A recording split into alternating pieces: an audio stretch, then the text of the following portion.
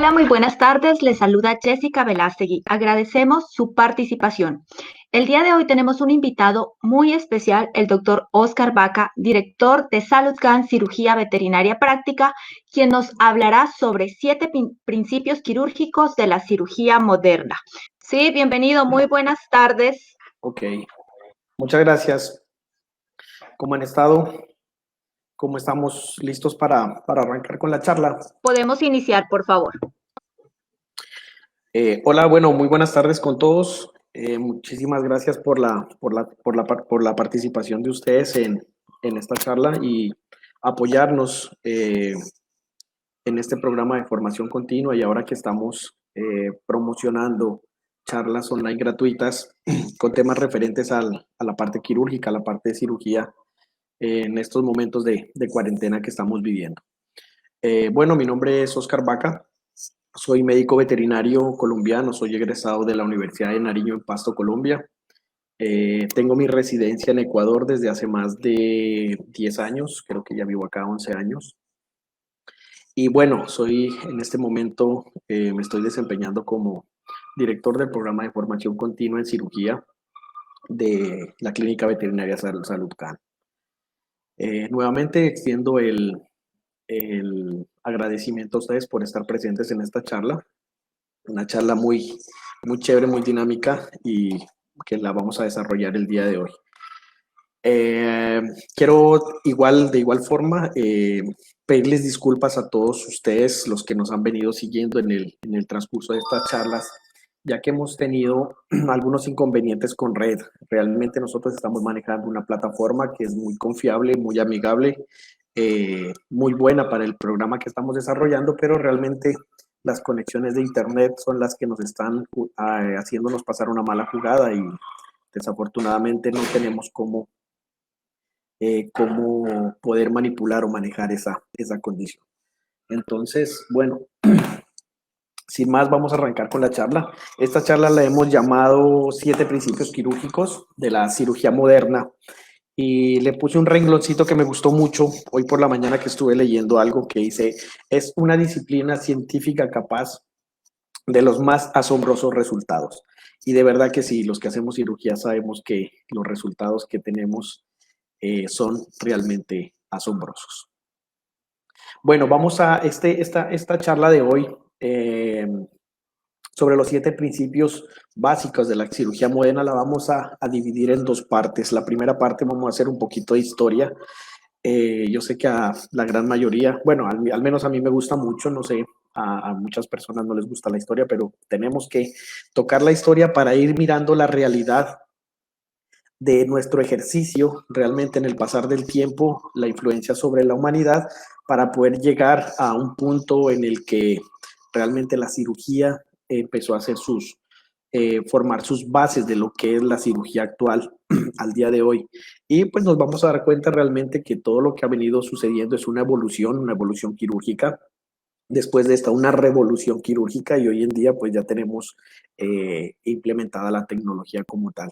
Ha ido avanzando, la idea es poder ir viendo cómo fue evolucionando, cómo fue el paso a paso de esto y definir realmente cuándo fue el momento en la historia en que la cirugía sale a flote y nos dan las posibilidades de lo que hoy en día estamos haciendo, que es en mi concepto algo muy grande, hemos evolucionado muchísimo y que nos da unas pautas y unas características de éxito sobre lo que nosotros buscamos con respecto a nuestros pacientes. Para iniciar, bueno, tenemos que hablar que la cirugía tiene unos inicios casi que con la humanidad. Si nosotros hablamos de medicina y de cirugía unidas por un mismo sentir, digámoslo así, que es el dolor, podemos decir que vienen de la mano desde que el hombre está habitando la tierra. Y pues todo lo que tenemos que hablar, lo tenemos que hablar es basados en las evidencias. Y realmente pues nos tenemos que remitir a hallazgos arqueológicos en Rusia que demuestran la existencia de cráneos trepanados que habían sido, que datan del año 2000 años antes de Cristo, de la época mesolítica.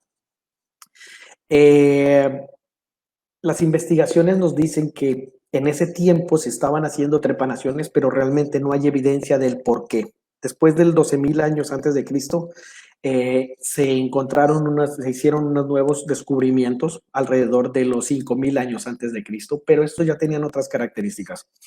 Habían los cráneos con trepanaciones, pero realmente ya se entendía que estos procedimientos eran hechos con fines mágicos, religiosos, terapéuticos, y que pues realmente tenían trascendencia dentro de la parte social, estructural de la parte humana. Podemos decir que ya en estos hallazgos se dieron cuenta que realmente había un porcentaje de un 50% de éxito en estas trepanaciones, ya que se encontraban los agujeros en los cráneos con callo óseos, con resoluciones óseas que testificaban realmente que algunos hombres trepanados habían vivido, ya que tenían estos procesos cicatrizales evidentes como tal. Aquí tenemos una imagen en la presentación de un cráneo que está en el Museo de Lausanne. Data del año 3500 antes de Cristo, y pues hemos visto que realmente hemos tenido algunas herramientas de la edad de piedra, de la edad de bronce, que han surgido hasta la Edad Media, que nos confirman que habían instrumentos quirúrgicos y que, bueno, se realizaban este tipo de procedimientos. Para destacar tenemos que en Nínive, en Irak, se encontraron algunos instrumentos quirúrgicos de bronce, en bronce y obsidiana, con los cuales hacían bisturís, sierras y trépanos. Son descubrimientos que se han hecho y que nos dan la confiabilidad de proyectar el trabajo quirúrgico desde esa época.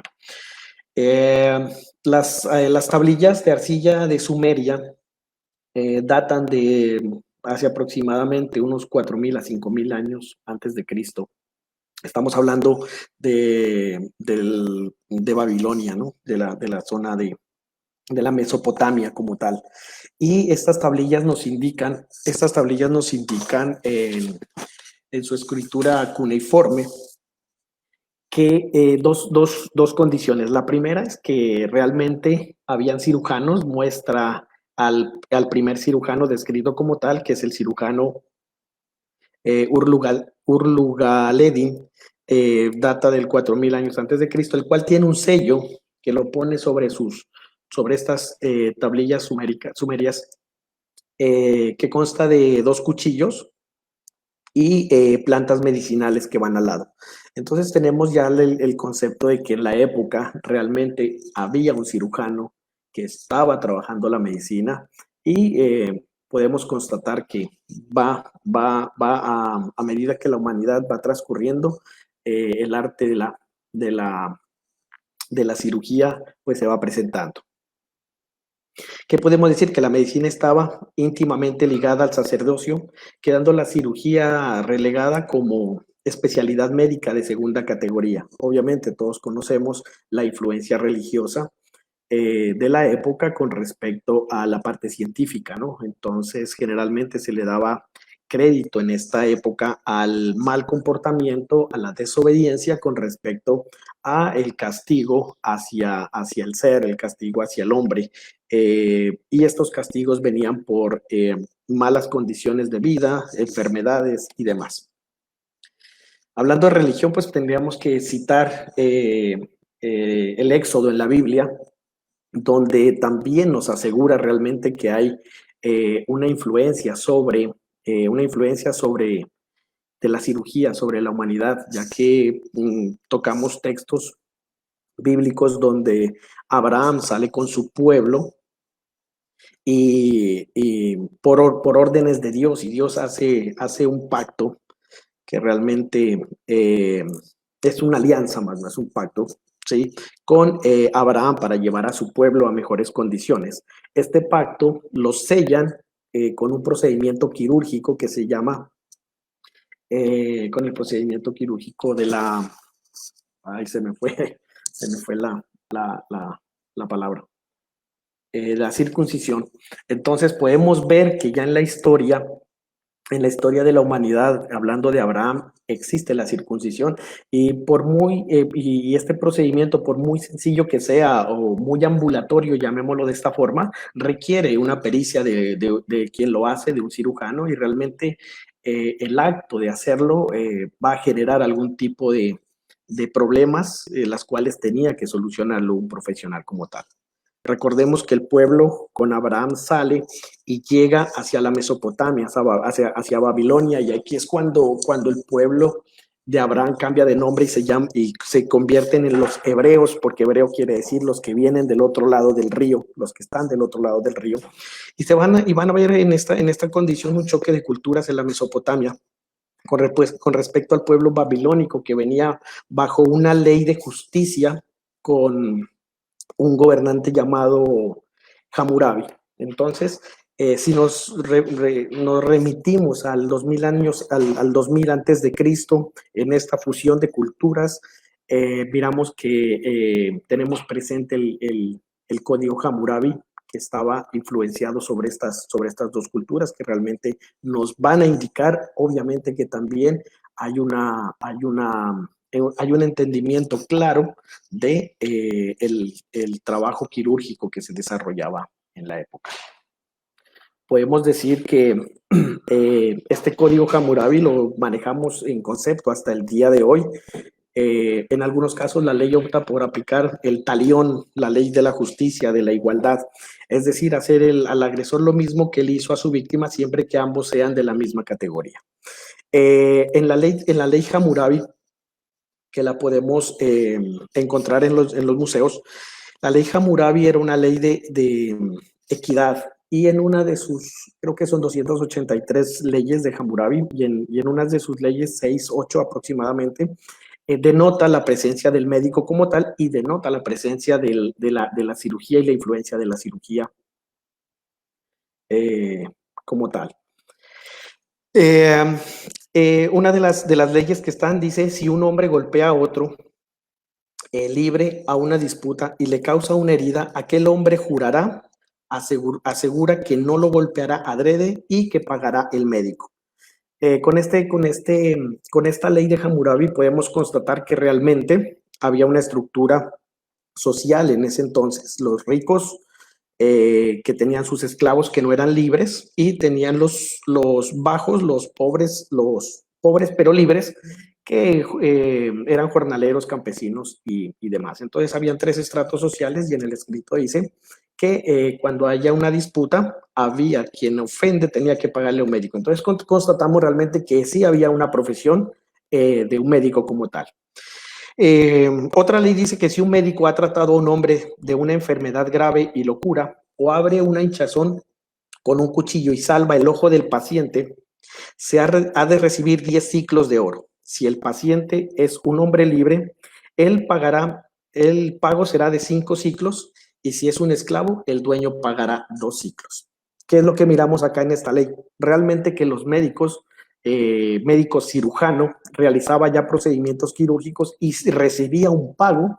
Por eso estuve investigando que 10 ciclos de oro a la época actual aproximan más o menos $160, y los ciclos de plata a la época actual aproxima un costo-valor de $2.5 aproximadamente.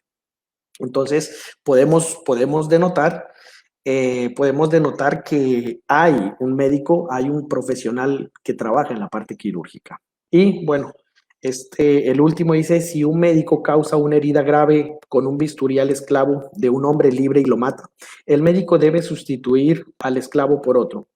Si trata a un hombre libre, se me perdió si trata a un hombre libre y le causa una herida mortal, o si ha abierto un absceso y el hombre libre queda ciego, se le cortarán las manos. ¿Qué quiere decir la ley? Realmente que si había una mala práctica quirúrgica, se sancionaba con la amputación de las manos al cirujano. Entonces, cuando hablamos de la ley Hammurabi, 2000 años antes de Cristo, ya teníamos una marcada influencia del cirujano, del médico y del médico cirujano dentro del orden social como tal. Bueno, cuando hablamos de Egipto, La primera época monárquica, 2700 años antes de Cristo, igual por la misma época. Encontramos ya tratados de cirugía que están escritos en papiros y que realmente pues nos indican la existencia como tal de la cirugía. El visar del faraón llamado Imhotep, es nombrado en muchas películas se lo nombra, y este es un sacerdote, bueno, no es sacerdote realmente, tiene influencia religiosa, pero no es sacerdote, es astrónomo, es médico, y es el primer arquitecto, él es el que construye la primera pirámide de Egipto, y es al primero que es deificado sin que sea faraón o sin que sea sacerdote. ¿Por qué razón? Por su aporte a la medicina y su aporte a la cirugía. Es considerado el dios egipcio de la medicina desde entonces. En el templo de Konombo encontramos tallado sobre sus columnas el instrumental utilizado en la época, cuchillos, espátulas, espéculos, pinzas, sondas, escalpelos. Me llamó mucho la atención que ellos tenían un instrumento que se llamaba craneoclastos, que realmente servía para aplastar la cabeza de los fetos y poder hacer los abortos en esa época. Se conservan algunas piezas, generalmente todas estas elaboradas en bronce y generalmente en cobre. En esta época, en Egipto, hay 9 papiros que se han encontrado y los dos principales es el papiro de Edwin Smith y el papiro de Evers, en los cuales hay tratados de cirugía y hay tratados de, de medicina como tal. Son los dos más importantes, de 800 tablillas que se encontraron en la antigüedad, de 30,000, perdón, 800 hablaban de cirugía, y en estas de acá, en estos papiros encontramos realmente que hay papiros específicos del trabajo a nivel de medicina. Se describen en estos el interior del cráneo con referencias a las meningitis, el líquido cefalorraquídeo y a la tensión intracraneana, hablando incluso de técnicas de sutura craneal y de tratamientos de las migrañas presionando la carótida para reducir el flujo sanguíneo y hacer el flujo hacia el cerebro y hacer que estas condiciones reduzcan. Hubo conocimientos, igual nombra sobre conocimientos de riñón, de hígado, vaso y vesícula, que son los adelantos que se generaron para esta época. Después viene Grecia, que Grecia tiene una influencia muy marcada. Obviamente todo lo que estamos hablando es muy extenso y estamos haciendo un resumen del resumen del resumen realmente porque hay mucho material de investigación y mucho material que nos indica realmente cómo estaba en esa época la condición quirúrgica. El más importante en Grecia, el médico Palamidas, se encontraron unas tumbas mecénicas donde encontraron cuchillos, tijeras, pinzas, algunos, y todos se apuntaba a que eran pertenecientes a este médico. En Grecia encontramos en los poemas homéricos la Ilíada y la Odisea, realmente que tenemos al cirujano Asclepio, que es el dios de la medicina griega. Asclepio estudió la ciencia médica por medio del centauro Quirón, y de su nombre se deriva Esculapio. Esculapio es ya el nombre romano, un antiguo sinónimo de la medicina y símbolo de la medicina universal en la actualidad. Si miramos la imagen que tenemos en esta diapositiva, podemos ver el báculo, la serpiente, que era el símbolo de la medicina derivado de Esculapio, y pues en medicina veterinaria le sumamos, no he podido ver en qué época, pero ya se le sumió la V para diferenciar de la medicina humana. En esta época fundamental, Hipócrates de Cos, los tratados de cirugía del corpus hipocrático hablan netamente de procedimientos quirúrgicos y pues fue el pilar realmente de la cirugía moderna con respecto a las investigaciones que habían hecho. En el año 300 a.C., Alejandro Magno conquista Alejandría y pues forma la primera escuela de medicina y cirugía y la primera biblioteca que dejó pues conocimientos importantes. En Roma, un pueblo de mucha guerra, de mucha batalla con sus ejércitos. Roma tiene como referente a Aulo Cornelio Celso, no tuvo realmente mucha importancia a nivel quirúrgica, pero a nivel de la historia de la medicina y obviamente quirúrgica sí, porque fue el que descubrió en su tiempo los puntos cardinales de la inflamación. Estamos hablando del dolor, rubor, tumefacción, pérdida de la funcionabilidad. Y bueno, entonces podemos decir que trajo gran trascendencia.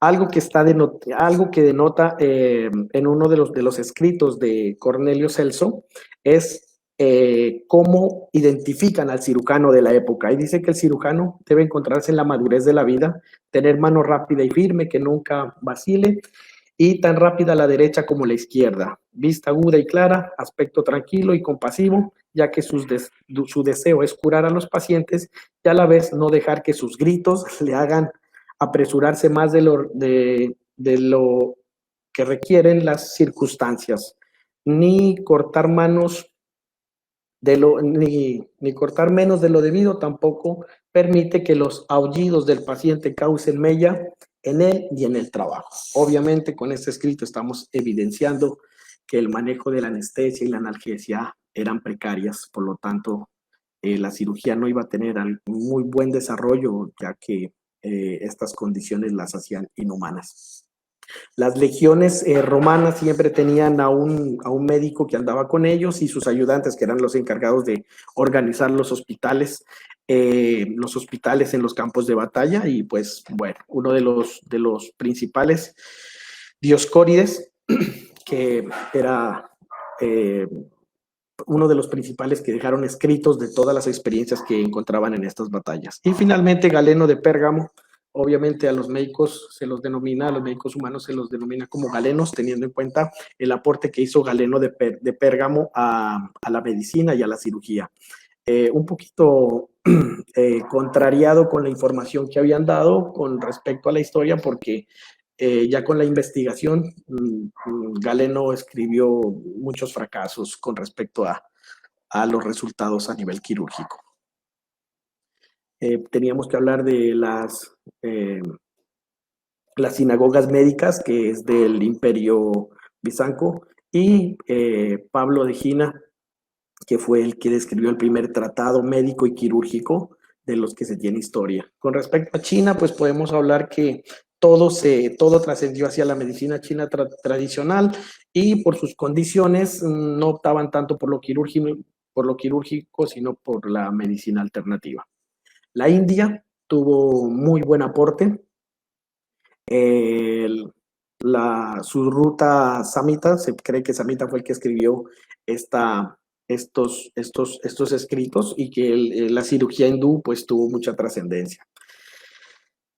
Fue la primera en desarrollar específicamente la cirugía reconstructiva. Dicen que son los padres de la cirugía reconstructiva, debido a que dentro de su ley de justicia y de penalidades estaba la amputación de miembros. Específicamente a los ladrones les amputaban la nariz para que los pudieran reconocer, y esto hizo que la investigación quirúrgica hacia sus perforaciones en orejas, hacia sus mutilaciones de nariz y demás, generen investigación como tal quirúrgica. Los árabes hicieron un aporte extraordinario en la parte quirúrgica, debido a que ellos se movieron tanto, invadieron tanto y se movilizaron tanto, que realmente los árabes son los que hasta en la parte europea, hasta el Renacimiento, tenían influencia sobre sus escritos a nivel de cirugía. Ellos fueron los que hicieron un paréntesis muy importante dentro de la historia, porque fueron los que desarrollaron la sutura de seda, ya la sutura de origen natural, sacando como tal la sutura que en ese tiempo se manejaba, que la hacían a base de pelos de animales o de humanos. La Edad Media, la enfermedad era un castigo divino y su curación se fundamentaba en el arrepentimiento y la penitencia. Realmente para la Edad Media estamos hablando de una época en la que realmente tuvimos mucha influencia de la religión católica, y antes de esta influencia como tal de la religión católica, veníamos también de un pensamiento filosófico. Platón de Lea afirmó que el cuerpo era la cárcel del alma y todos los recursos que estaban destinados para la investigación médica quedaron guardados realmente porque el cuerpo era la cáscara del alma realmente y no iban a investigar en algo que se iba a perder.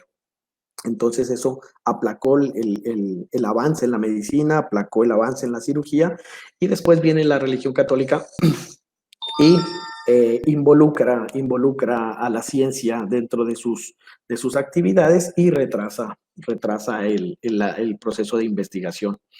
Entre los siglos XI y XIII, la escuela de Salerno en Italia se inicia la escuela de Salerno y esto hace ya otro punto muy importante dentro de la historia de la cirugía, en donde en este punto se empiezan a separar los barberos con sus actividades y la parte médica con sus cirujanos. Hay una diferenciación porque recordemos que en el pasado los barberos eran los médicos cirujanos y estaban relegados a un plano menos importante que los médicos.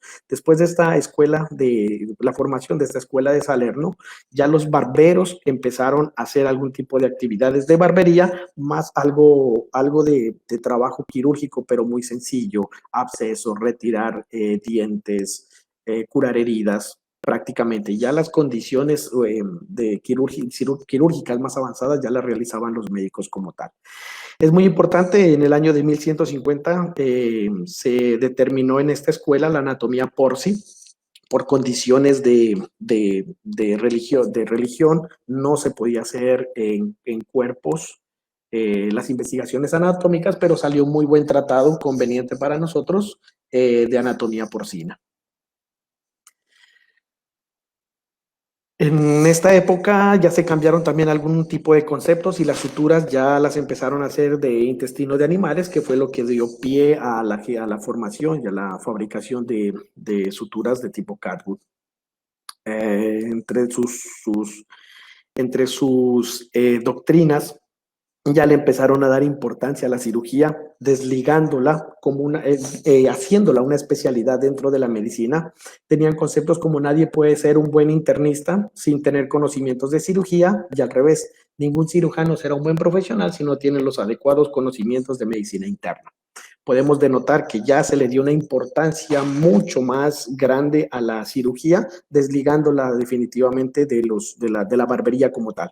En 1368 se fundó el Gremio de Cirujanos de Londres, donde definitivamente lo he leído en muchos textos que lo expresaron de esta forma. Los barberos eran los encargados de afeitar y despiojar y los médicos especializados en tratamientos quirúrgicos. Ya había una división como tal. Después viene una etapa, el Renacimiento, es una etapa de mucha investigación científica en todas las áreas, en arquitectura, en filosofía, en investigación, en historia y obviamente en la medicina. En esta época ya la cirugía y la anatomía, por medio de Andreas Vesalio, se pudo formar ya un tratado de anatomía muy bien formalizado y fue el pilar realmente de la anatomía actual en medicina humana. Antonio Benivieni hizo escritos sobre intervenciones quirúrgicas y, lo más importante, las autopsias que ya eran permitidas para la época. Andrés Vesalio, antes de morir, tuvo que hacer una peregrinación a Jerusalén, ya que el rey le había cambiado una condena de muerte en la hoguera destinada por la Santa Inquisición, ya que él tuvo un infortunio, realizó una necropsia de un cadáver para hacer investigación de anatomía torácica y en el momento en que él hace el abordaje hacia la cavidad se dan cuenta de realmente que el corazón aún estaba palpitando. Por esto la Santa Inquisición lo condenó y el cambio fue una peregrinación hacia Jerusalén por parte de su rey. Después ya es formalizada la Academia Royal de Cirugía.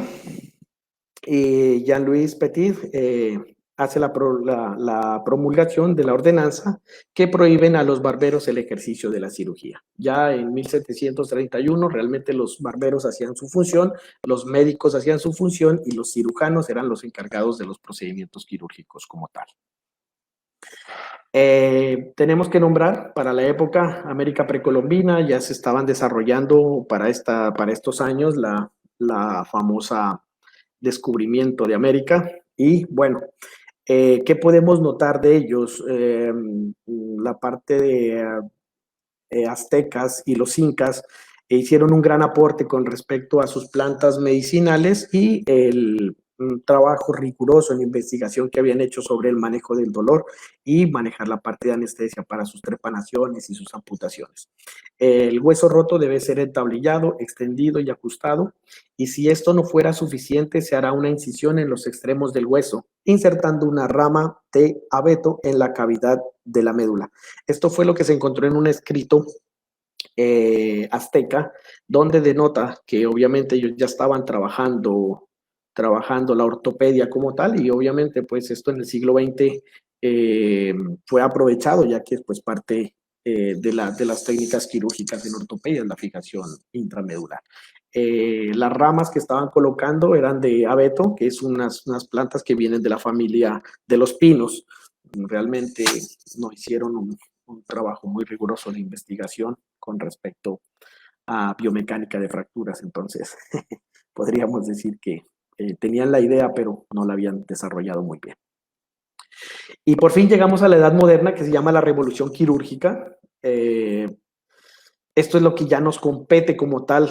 Lo anterior fue una reseña de cómo vino progresando la cirugía y llegamos a la edad moderna, a la edad de la revolución.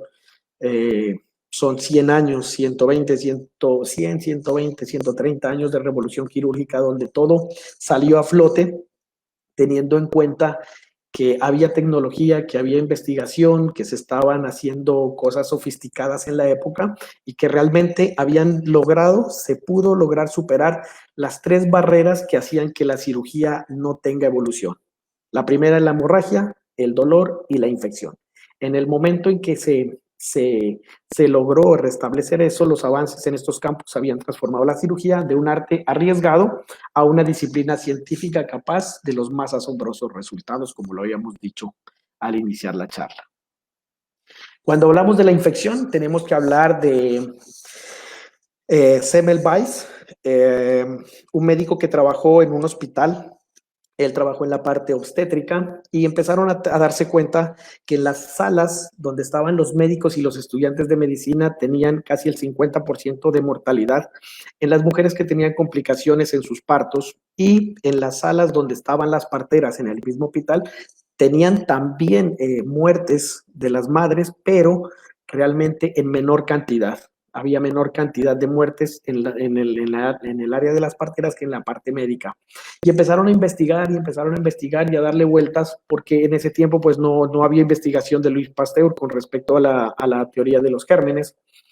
Y bueno, se creía realmente que se le estaban dando otro tipo de justificaciones a estas muertes, hasta que realmente esta fiebre puerperal que mataba al 50% de las mujeres que daban a luz, estas condiciones cambiaron en el momento en que se dieron cuenta en que los cirujanos estaban llevando y trayendo bacterias, porque el instrumental que los utilizaban para necropsia los utilizaban para cirugía, y los estudiantes y los médicos no estaban haciendo una práctica realmente de limpieza como tal. Entonces instauraron un protocolo de lavado de manos, igual a la que estamos haciendo hoy en día, y después de esto aplicaban una solución desinfectante que no era sino agua, una solución de agua clorada la que estaban utilizando, y con esto empezó como tal a manejarse de mejor forma la infección. Fue un descubrimiento que realmente permitió que la cirugía tenga un éxito en mayor porcentaje. Después viene John Snow, epidemiólogo, que fue el que trató el caso epidemiológico de la cólera. Influenció mucho sobre esto de la asepsia y la antisepsia en la parte quirúrgica, ya que después de la cuarta invasión, de en el cuarto ciclo de esta epidemia, se dieron cuenta realmente que la transmisión estaba dada por residuos fecales que se transmitían entre las personas, y esa era la causa realmente, un movimiento también de microorganismos. Después Luis Pasteur ya hizo sus investigaciones, y dentro de sus investigaciones algo que aportó y que solucionó muchos problemas que había en la parte quirúrgica fue el flameado del instrumental para el instrumental quirúrgico y los procedimientos. Después, el famoso Joseph Lister, que fue el primero que diseñó una máquina nebulizadora de fenol para poder esterilizar campos, esterilizar pacientes. Bueno, no esterilizar porque no estaba haciendo como tal una esterilización, sino una desinfección de estas áreas. Inicialmente lo trabajó con fenol, pero se dieron cuenta que la gran mayoría de médicos con esta sustancia tenían dolores pulmonares y trastornos respiratorios. Lo cambiaron por el ácido bórico, y con esto empezaron a reducir mucho más las complicaciones infecciosas postquirúrgicas como tal. Joseph Lister es el creador de una solución que hasta hoy en día la conocemos, que se llama el Listerine, que la fórmula fue comprada por Johnson & Johnson, y quienes son los que la fabrican en la actualidad. Ernest von Bergmann es el autor del autoclave. Fue el primero que empezó a trabajar la esterilización como tal, hablando de un calor húmedo, y el primero en introducir los apósitos quirúrgicos a las prácticas en quirófano. Solucionó también en un gran porcentaje el problema de infección. Y después William Halsted, igual que otros dos médicos de Francia y de Inglaterra, los que desarrollaron la tecnología con respecto a la fabricación de los guantes como medida para manejar la asepsia y la antisepsia con respecto a contagio de patologías. William Halsted lo hizo mirando cómo tenía sus manos su enfermera, que después fue su esposa, y fue un diseño que lo hizo Goodyear a solicitud de este médico que en su época era muy prestigiado. Después, bueno, en 1928, la producción de la penicilina, que también influenció mucho en el manejo de la infección, asepsia y antisepsia. La anestesia tuvo un papel fundamental también en esta época. Sabíamos que en de 1800 a 1844 se utilizaron óxido nitroso, éter, cloroformo, como gases inhalantes para poder hacer las intervenciones quirúrgicas. Después Alexander Wood hizo un invento que realmente para nosotros hoy en día es muy normal tenerlo a disposición todos los días en nuestras manos, pero que realmente en la época hizo un escalón muy grande dentro del área médica y la quirúrgica. Fue el invento de la aguja hipodérmica y de la jeringa de pistón. Con esto iniciaron los procesos, a desarrollarse los procesos de la anestesia locorregional y de la anestesia endovenosa. En 1860 se descubre y se sintetiza la cocaína, que para los bloqueos fue uno de los mejores descubrimientos, porque fue el pilar para desencadenar lo que hoy tenemos disponible para poder realizar estos procesos, pero obviamente lo sabemos que frente a este descubrimiento, frente a la humanidad, no ha sido tan bueno como tal. En la parte médica sí, en la parte social ha traído muchos conflictos. En 1872, Oré, profesor de fisiología, consigue la anestesia en animales mediante la administración endovenosa de una solución de hidrato de cloral, y a partir de ahí viene y se despliega toda la investigación. En 1902 la producción de barbitúricos, en 1962 la ketamina, y en 1977, bueno, ya época muy moderna, el propofol. El tercer punto, uno de los más importantes, la hemorragia. Para esta época se empezaron a investigar acerca de los vendajes, de los torniquetes. Los grupos sanguíneos fueron descubiertos en 1902, que esto abrió una brecha bastante amplia en la investigación quirúrgica con respecto a métodos quirúrgicos, ya que teníamos la posibilidad de identificar grupos sanguíneos. En 1906 se hizo la primera transfusión de sangre por Jans Dennis. Jans Dennis era un médico que hizo transfusiones en perros y que realmente le fue muy bien. Todos sabemos las condiciones de por qué le fue bien, pero en humanos no le fue bien. ¿Por qué? Porque ellos tenían el concepto en esa época de poder hacer transfusiones de sangre entre humanos y animales. Y la idea era hacer transfusión de sangre a personas coléricas, a personas malhumoradas, a personas convulsivas, a personas agresivas que tenían trastornos neuronales demostrados en agresividad, y la intención era hacerles transfusión de sangre de animales como los corderos, de animales como las ovejas, que son animales pasivos, y pues obviamente no tuvo el resultado esperado como tal. Después de eso, en 1914 se descubrió el citrato de sodio como anticoagulante que abrió el camino total a las transfusiones, y a nivel quirúrgico el termocauterio descubierto también ligaduras y sutura de conducto arterioso persistente en 1938 y 1948 el descubrimiento de los anticoagulantes como tal, que es fundamental hoy en día para procedimientos quirúrgicos. Bueno, esa es la historia que la tenemos a disposición de todos. Hay mucho que leer, mucho que leer, hay mucho que transmitir y realmente hay mucho que vivenciarlo, porque realmente hay muchas condiciones que hoy en día de la historia se están saliendo a relucir y que realmente bajo investigaciones pues nos han dado muchos consejos quirúrgicos en favor del avance. Bueno, ¿qué podemos decir? La parte 2 de nuestra charla de hoy son los principios de Halsted. Los 7 principios de Halsted.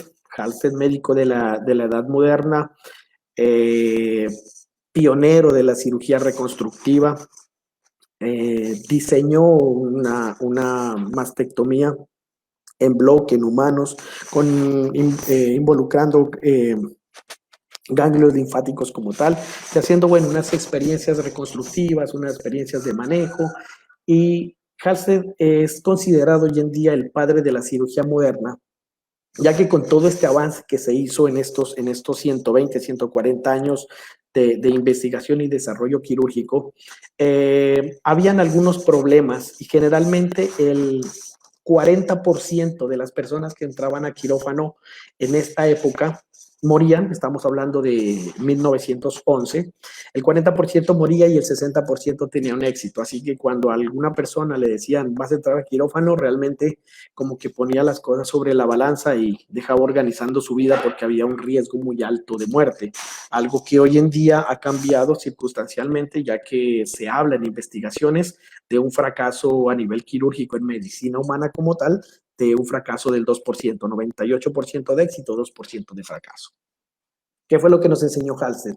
El manejo delicado de tejidos, la correcta hemostasia, la preservación adecuada del aporte vascular, la asepsia estricta, no tensión de tejidos, aproximación cuidadosa de tejidos y la obliteración de espacio muerto. Todo cirujano en su práctica, todos los que hacemos cirugía sabemos que en nuestra práctica, si no introducimos estos 7 principios, de una u otra forma vamos a tener fracasos, ¿sí? Vamos a ir desglosando cada uno de estos principios para ir hablando ya netamente de lo que es la cirugía de medicina veterinaria y de nuestras condiciones y de nuestros principios actuales. Hablamos del primero, del manejo delicado de tejidos. Aquí en la diapositiva podemos ver, tenemos una fractura de radio y ulna. Podemos ver que hay una muy mala práctica como tal, porque si se dan cuenta, la parte muscular está prensada por pinzas de hemostasia, específicamente las pinzas mosquito, que son descubiertas por William Halsted, y es una muy mala práctica realmente como tal en el manejo del primer punto de las leyes de Halsted, que es el manejo delicado de tejidos. El manejo delicado de tejidos está dado por unas condiciones de asepsia, antisepsia, incisiones, manejos de tejidos, hemostasia y sutura. Realmente no vamos a hablar de todas porque esta charla generalmente yo la hago en casi 4 horas y media, 5 horas, y pues tenemos un tiempo, así que vamos a ir resumiendo y vamos a ir tratando de hablar lo más importante y vamos a dejar las preguntas para el final. Con respecto a lo que el manejo de la asepsia en el manejo delicado de tejidos, la esterilización estricta. Muy importante en la parte de ortopedia y traumatología, la esterilización estricta. Nosotros sabemos realmente las complicaciones, la complicidad que tiene cuando una bacteria, sabemos la afinidad que tienen las bacterias sobre, con respecto a los implantes, específicamente hablando de acero quirúrgico, un poco menos con respecto a los implantes que hoy en día tenemos de titanio, pero con el acero quirúrgico tiene mucha afinidad, por lo tanto, esta esterilización debe ser estricta con implantes, con equipos, con materiales que utilizamos en ortopedia, ya que es muy complicado cuando una bacteria se inocua sobre un implante y realmente nos va a generar unos trastornos bastante complicados que va a generar trastornos sobre nuestros pacientes. ¿Qué es lo que hemos visto en la práctica diaria? La esterilización de instrumental y la esterilización de implantes con líquidos. Debemos, bueno, ya lo vamos a hablar más adelante, pero debemos diferenciar. Una cosa es la esterilización y otra cosa es la desinfección. Cuando nosotros tenemos productos como los amonios cuaternarios, la clorhexidina, el cloruro de benzalconio, que es muy utilizado en Colombia, realmente para hacer una desinfección necesitamos sumergir el instrumental o los implantes por aproximadamente 1 o 2 horas para tener una desinfección, pero para tener una esterilización estamos hablando de tiempos superiores a las 8 horas en algunos productos y con otros después de las 72 horas. Entonces, ese concepto que tenemos de sumergir implantes, sumergir instrumental en desinfectantes realmente no nos dan las condiciones de esterilidad como tal. La antisepsia, nosotros nos diferenciamos de la cirugía, de la parte quirúrgica humana, ya que nuestros pacientes, como habitualmente se los nombran, son los peludos, obviamente tienen pelo, y dentro de la antisepsia nosotros debemos manejar protocolos. Primer protocolo fundamental para el manejo del manejo adecuado de tejidos es el baño 24 horas antes de la cirugía de nuestros pacientes. Sí, es una práctica que muy rara vez la hacemos, pero que realmente está predicha para el proceso de prequirúrgico como tal. Después de eso, la tricotomía, después el rasurado como tal, y viene una parte de manejo. Siempre lo manejamos nosotros inicialmente con jabones.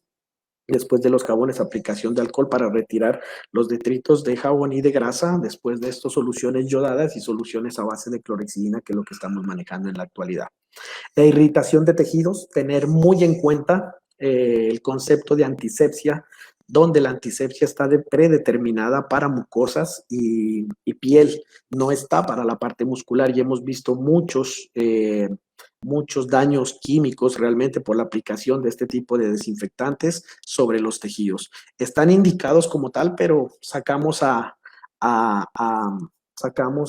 relucir realmente un dicho que es muy conocido por todos. El dicho cuando decimos se puede, pero no se debe. ¿Sí? Podemos poner desinfectantes sobre tejidos, pero no se deben. Hay técnicas mejores como aplicación de fluidos a presión o el constante hidratación de estos tejidos como tal.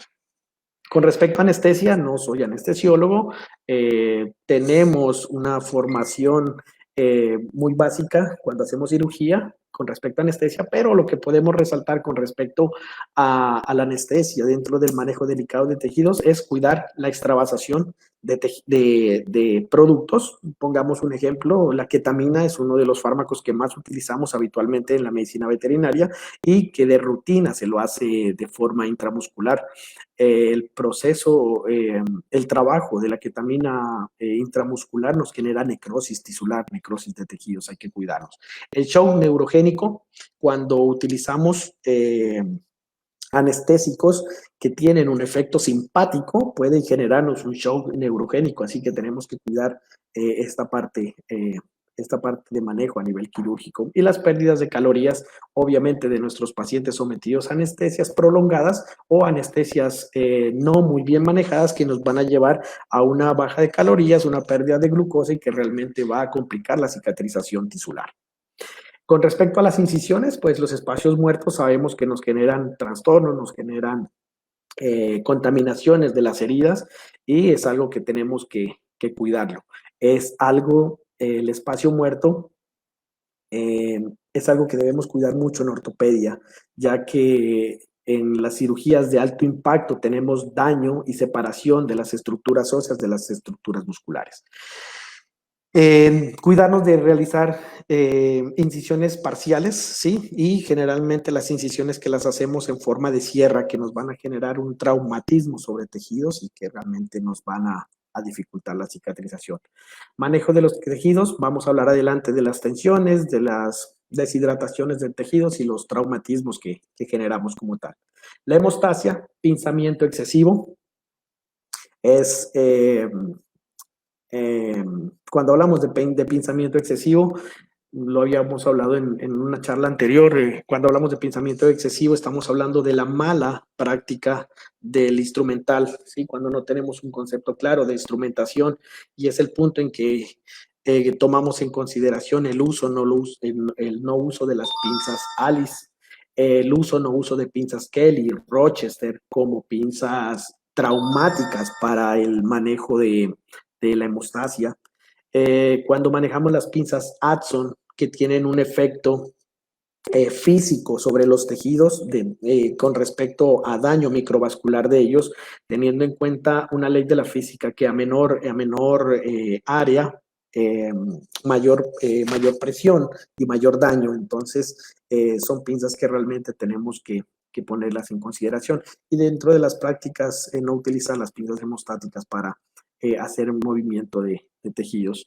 La cirugía moderna nos indica trabajar nuestros dedos como pinzas ideales para separación de tejidos.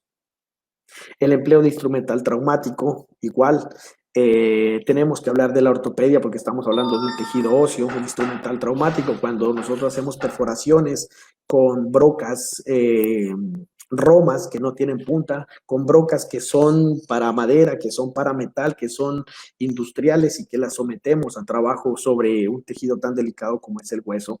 Y cuando trabajamos con taladros ortopédicos, con taladros que no son ortopédicos, que son son taladros de ferretería, que tienen unas revoluciones muy altas que generalmente nos van a complicar nuestros procesos cicatrizales, generándonos necrosis térmicas bastante serias. Con respecto a la sutura, material traumático, agujas despuntadas. Cuando hablamos de las agujas, decimos que entre más clic les hacemos a las agujas, su punta va a perder filo, su punta se va a deformar.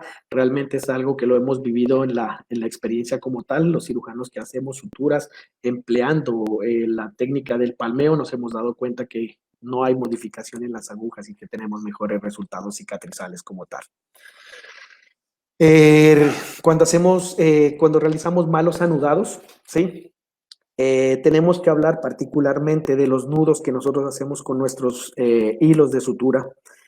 Los tenemos en dos conceptos. El primero son los nudos de ligadura, los cuales deben ser de una forma consistente, con fuerza, pero que no genere traumatismo necrosante, por un lado. Y los puntos que hacemos de sutura, los cuales tienen puntos de anclaje. Anclo en un extremo, hago mi sutura y anclo en el otro extremo. Son puntos que realmente no necesitan tensión ni fuerza, son simplemente puntos de anclaje para que la sutura no se me vaya, no se me deshaga, y realmente lo que vemos es bastante presión sobre estos puntos de sutura que nos generan unas necrosis microvasculares, y si tiene compromisos de vasos, vamos a tener zonas necróticas bastante serias y considerables, teniendo en cuenta cómo es la irrigación de la piel del perro y el gato diferenciada de la humana en cuanto a la parte de su forma vascular. El segundo punto es la correcta hemostasia. Cuando hablamos de hemostasia, hablamos de prevenir sangrados excesivos, obviamente se llama técnica quirúrgica, prevenir hematomas postoperatorios, manipulación de los tejidos, electrocoagulación, ligaduras, estiramientos de los órganos que nos generan daños micro y macrovasculares, y el material adecuado empleado para esto. Cuando nosotros hablamos de la electrocoagulación, debemos tener en cuenta que nosotros tenemos electrobisturís hoy en día, en nuestra época tenemos electrobisturí que manejan altas frecuencias y bajas frecuencias. Dentro de de las de baja frecuencia tenemos cortes para piel de perros, tenemos cortes para mucosas y parte tegumentaria. Cuando hablamos de alta frecuencia, hablamos ya de cortes musculares, de cortes de piel, de perros bastante grandes y específicamente del manejo de la coagulación como tal. Hay equipos de diferentes capacidades, pero realmente en un general, cuando hacemos corte o corte y coagulación, hablamos de una pinza monopolar, estamos hablando no superar los 300 watts. Cuando hablamos de corte y coagulación, 250 watts. Y cuando hablamos nosotros de los instrumentos bipolares, no tener cargas superiores a los 40 watts para hacer las coagulaciones como tal. Entonces, indicaciones que nos favorecen la cicatrización, que nos favorecen el manejo y la buena práctica quirúrgica. Con respecto a las ligaduras, podemos decir que realmente necesitamos asegurar nuestras ligaduras cuando hablamos de vasos, ya que realmente podemos tener una tendencia hacia la salida. Entonces, generalmente tenemos hoy en día anudados como el nudo de Miller, que lo pueden consultar, es un nudo muy confiable que lo vengo realizando ya hace mucho tiempo, o los nudos de transcripción que nos van a asegurar el no corrido de estos nudos en las ligaduras. Tenemos que hablar de la tercera parte, que es el aporte vascular. Con respecto a lo que es el aporte vascular, tenemos que hablar primariamente de la cicatrización. El aporte vascular es fundamental para tener los mejores resultados frente a la cicatrización. Lo vemos en tejidos blandos y lo vemos en la parte de ortopedia. El control bacteriano, obviamente, nosotros mediante los vasos tenemos el concepto de células pluripotenciales que nos van a ayudar a controlar las infecciones en el momento en que las tengamos. Los fibroblastos y los nuevos capilares para la regeneración que son desencadenados, que se desencadenan del proceso de cicatrización como tal. Recordemos que el proceso cicatrizal está determinado por una ruptura de vasos. Esta ruptura de vasos me va a generar una liberación del colágeno endotelial. Este colágeno endotelial me va a liberar la segregación plaquetaria y el inicio de la cascada intrínseca de la coagulación. Entonces es fundamental el manejo de la coagulación como tal.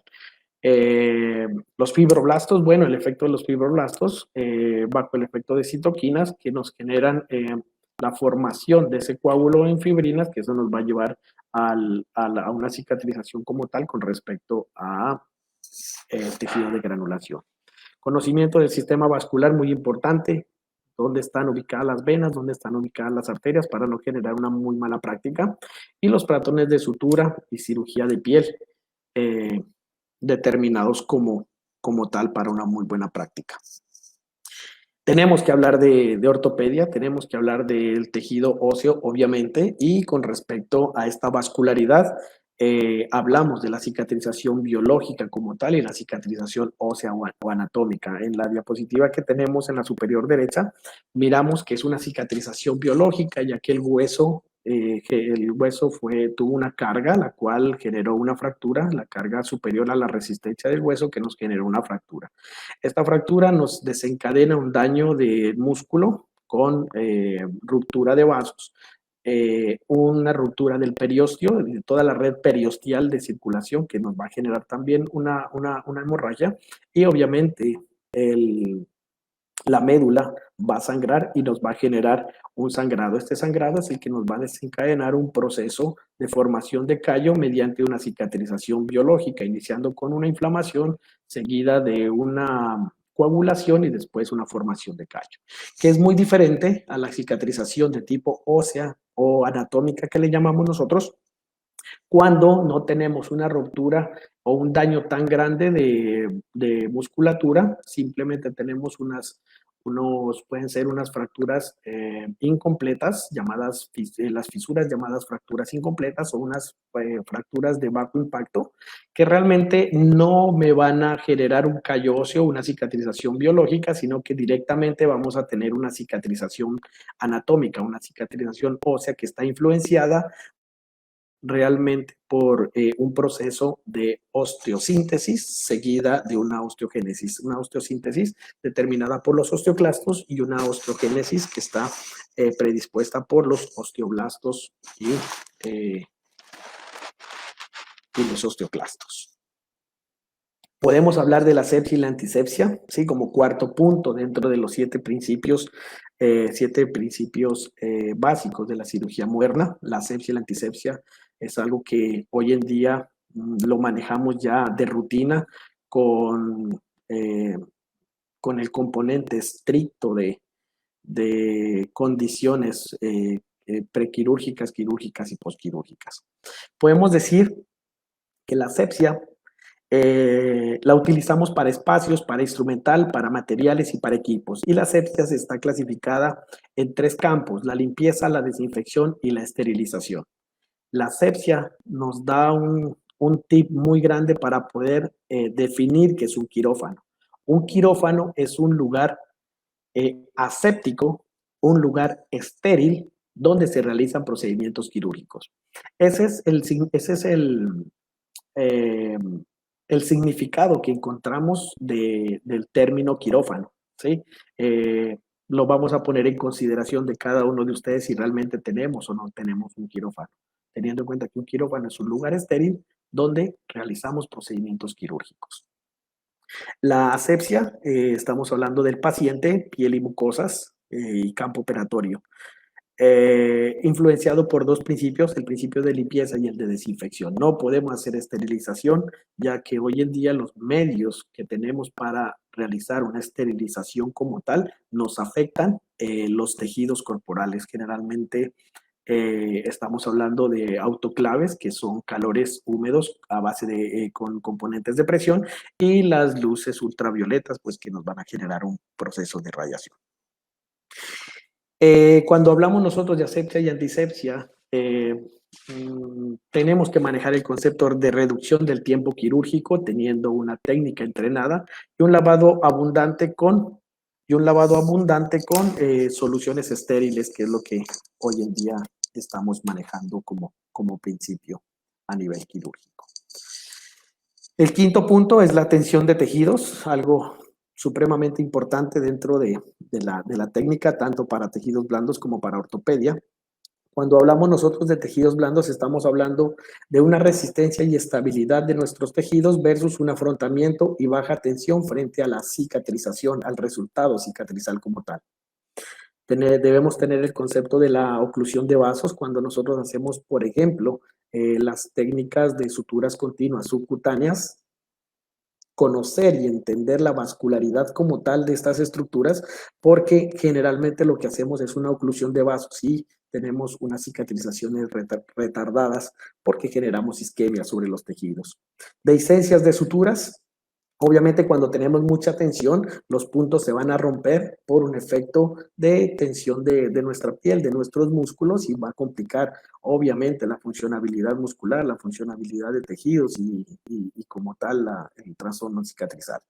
Suturas de alivio de tensión. Pensar siempre en que si tengo una sutura con demasiada tensión, pensar en las alternativas del alivio de esta tensión para no tener problemas de cicatrización quirúrgica, y la utilización de colgajos, que realmente es algo muy importante dentro de la práctica quirúrgica hoy en día, referente a la cirugía reconstructiva y a la buena acomodación y condición de los tejidos frente a su condición de funcionabilidad.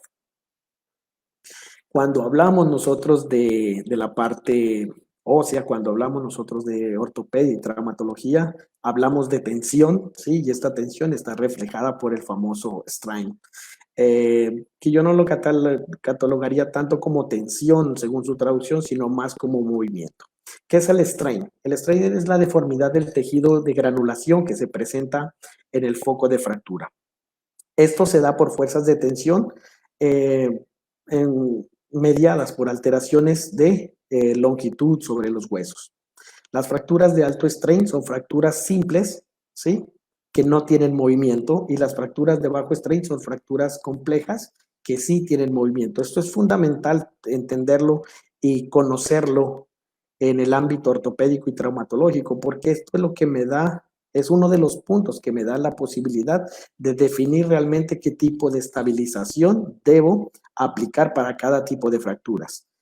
Cuando hablamos de fracturas de alto strain, de fracturas simples de bajo impacto, tenemos que utilizar estabilidades absolutas. Y cuando tenemos fracturas de bajo strain, fracturas complejas, que son generalmente multifragmentarias, tenemos un movimiento cicatrizal como tal, y esto nos determina que debemos utilizar una estabilidad de tipo relativa. Es fundamental este principio básico de Halsted con respecto a la tensión cuando hablamos de ortopedia y traumatología.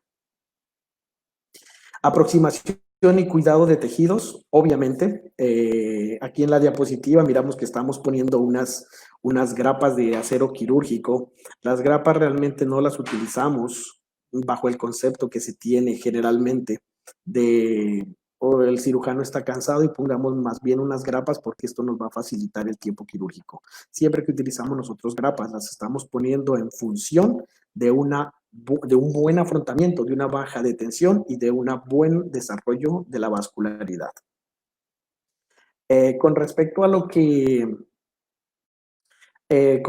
este tema de aproximación cuidadosa de tejidos, tenemos respetar los planos quirúrgicos, no sobreponer estructuras sobre otras estructuras. Hablamos de la prevención de seromas. Cuando hacemos una reconstrucción de los planos como tal, vamos a evitar la prevención de seromas, y estos seromas generalmente son los que nos indican o nos predisponen a tener procesos infecciosos como tal. Cuando hablamos de la correcta funcionabilidad muscular, obviamente, cuando ponemos todo en su lugar, realmente la funcionabilidad va a ir muy bien. Esto es, podemos citar un ejemplo, traumatología y ortopedia. Cuando nosotros ponemos implantes sobre el fémur, tenemos una estructura muscular muy importante que no la podemos afectar porque nos van a generar trastornos de movilidad cuando hablamos del bíceps femoral. También podemos hablar de los bastos cuando hacemos lesiones químicas con la aplicación de las inyecciones, que también nos generan algún tipo de trastornos. Y permitir la rápida cicatrización, que es la parte fundamental en este punto. Y aquí tenemos que traer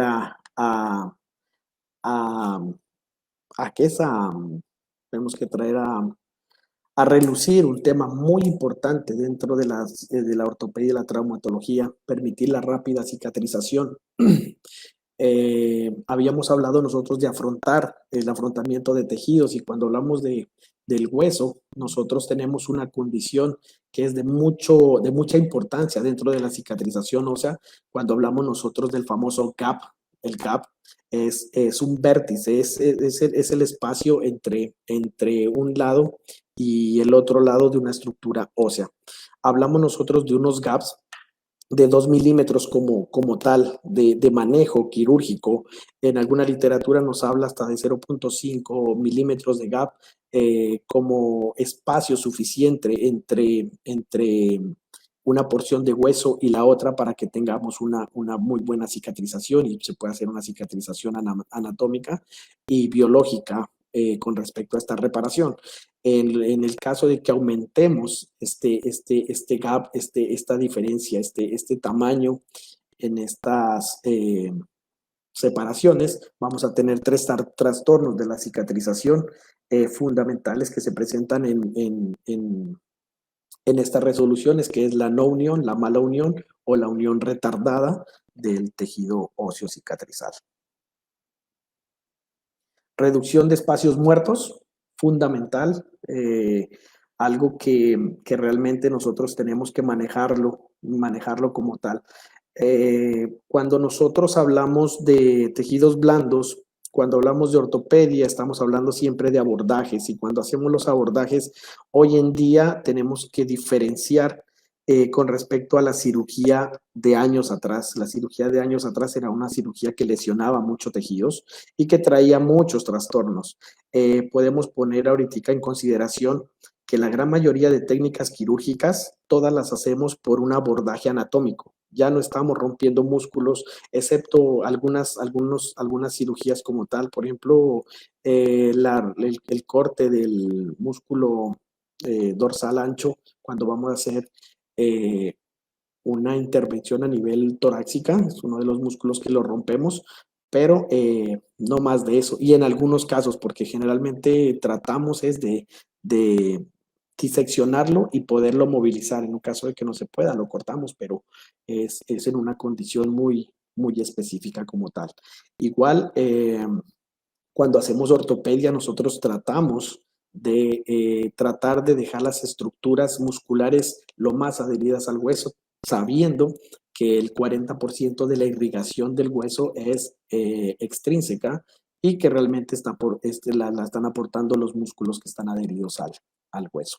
Entonces, esa reducción de espacios muertos hay que considerarlos. Ya no hacemos daño muscular, hacemos abordajes anatómicos y damos en muy buena forma la funcionabilidad muscular y a las estructuras aledañas que tenemos.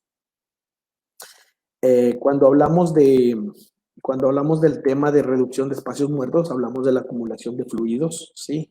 Tenemos que evitar esa acumulación de fluidos cuando dejamos espacios muertos. Las suturas de planos subcutáneos es algo que está indicada en medicina humana. Realmente yo no la considero como tal, teniendo en cuenta cómo está formada la parte vascular en perros y gatos con referencia a la vascularidad de los humanos. En humanos es estricto trabajo de sutura subcutánea porque la vascularidad hace que los planos estén trabajando como un bloque, como una columna de concreto realmente. En cambio, en medicina veterinaria, perros y gatos, hay una movilidad con respecto a la piel, hay una movilidad con respecto a la hipodermis que nos permite, en algunos casos, facilitarnos y no realizar esta sutura. ¿Cuándo yo la recomiendo? Cuando tenemos demasiado espacio muerto y tenemos que afrontamos este tejido graso, lo afrontamos nada más para después darle la capacidad de tensión a la piel como tal. El empleo de vendajes compresivos, bajo la polémica de la biomecánica muscular de nuestros pacientes, bajo la polémica del tamaño y del lugar de incisiones, donde en la gran mayoría de casos es muy difícil colocar los vendajes compresivos. Y pues cuando no hay la posibilidad de hacer vendajes compresivos, tenemos que recurrir a la ciencia que nos ha dado la posibilidad de colocar drenajes pasivos, activos, diferentes tipos de drenajes que nos están facilitando hoy en día las cosas en la parte quirúrgica. Bueno, como conclusión, podríamos decir que hoy en día estamos viviendo una época de mucha investigación, una época realmente que tenemos mucha tecnología para introducir dentro de nuestras políticas quirúrgicas.